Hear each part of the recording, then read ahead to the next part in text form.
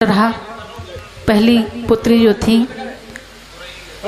उनके जो 9 कन्याएं थी उनमें से सती और अनुसुईया हुई।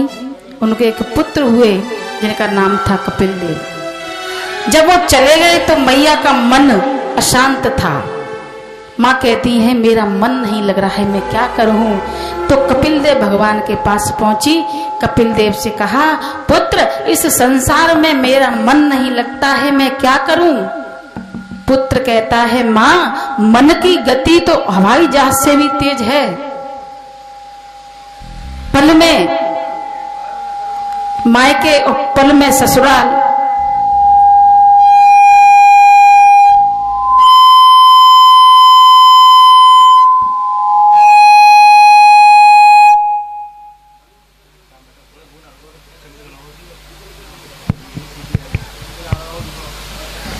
तो मन की गति को कोई नहीं पहचान पाया मैया, इसलिए अपने मन को प्रभु के चरणों में लगाते हुए कुछ मत सोचो क्या कब कहाँ होना है।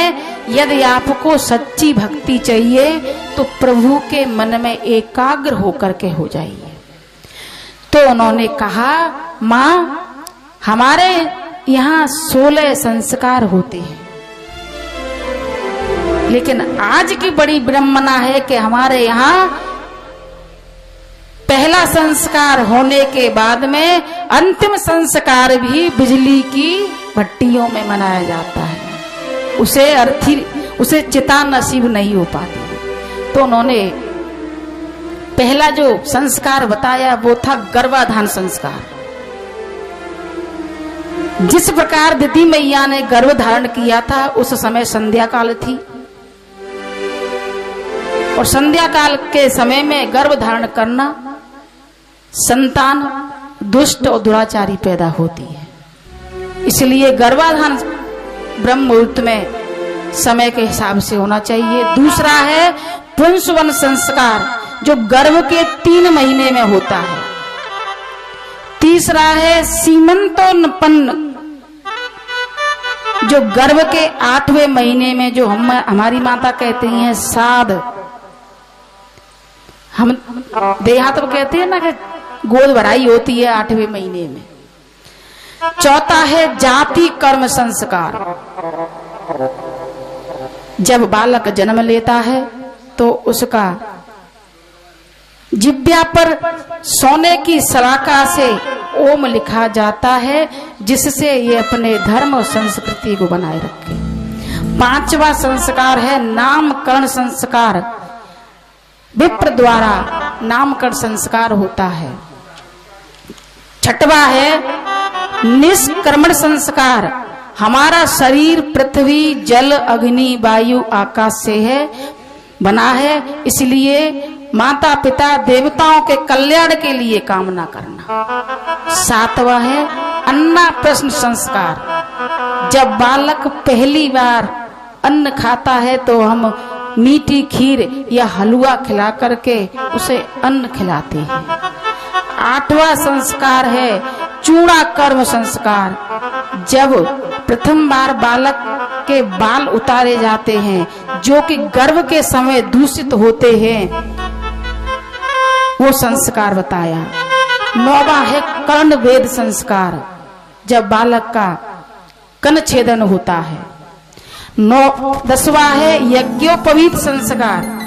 जब हम अपने बालकों को जनेऊ धारण कराते हैं, जनेऊ में 3 लड़ी होती हैं, ब्रह्मा विष्णु महेश। 3 गांठ होती हैं, ब्राह्मण की है ब्रह्म गांठ, क्षत्रिय की है नागफास गांठ, और वैष्णव का होता है सादा जनेऊ। लेकिन आज बड़ी विपरीत परिस्थितियां हैं कि ब्राह्मणों क्षत्रियों ने जनेऊ और तिलक और शिखा ये तीनों का बहिष्कार भी करते हैं और रखाते भी नहीं। जबकि हमारे हिंदू धर्म में हमारी सबसे बड़ी पहचान है मस्तक पर तिलक, चोटी और जनेऊ। आज हम सब चंदन लगा करके बैठे हैं, अलग से अनुभूति अलग ही पैदा होती है, एक ऊर्जा अलग पैदा होती है कि हम अपने धर्म को बचा रहे हैं। और धर्म को बचाने के लिए जो मुख्य नींव है वो है हमारी मातृशक्ति। अपने बालकों को नित्य प्रतिदिन अपने धर्म के बारे में, संस्कारों के बारे में बताना चाहिए। और 11वां केसव है जब मुंडन होता है, 12वां होता है वेदारंभ। वेदों का जब ज्ञान पाने के लिए जाते हैं, ये भोले बाबा बड़ी देर में आए। ऐसा बारात बीच में लौट गई थी और डिमांड पूरी नहीं हुई। तेरे समावर्तन विद्या प्राप्त करके पुनः अपने गृहस्थ जीवन में आना। और 14 वाला है विवाह संस्कार, 15 है आमस्या धाम संस्कार और 16 है अंत्येष्टि संस्कार। इस प्रकार कपिल देव भगवान ने मैया को 16 संस्कारों के बारे में बतलाया।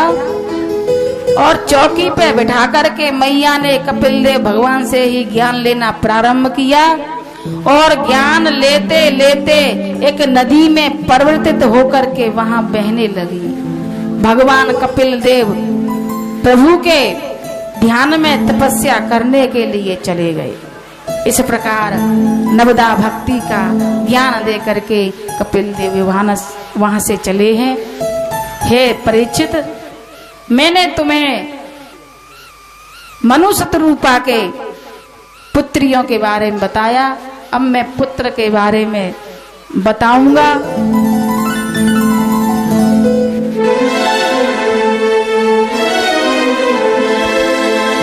एक बार दोनों हाथ उठा के बाबा भूतनाथ की। अच्छा बताइए बाबा भोलेनाथ किन किन को अच्छे लग रहे हैं? सबको लग रहा है। भोले बाबा जी आगे आगे ले आए, कुर्सी पे बैठा दें।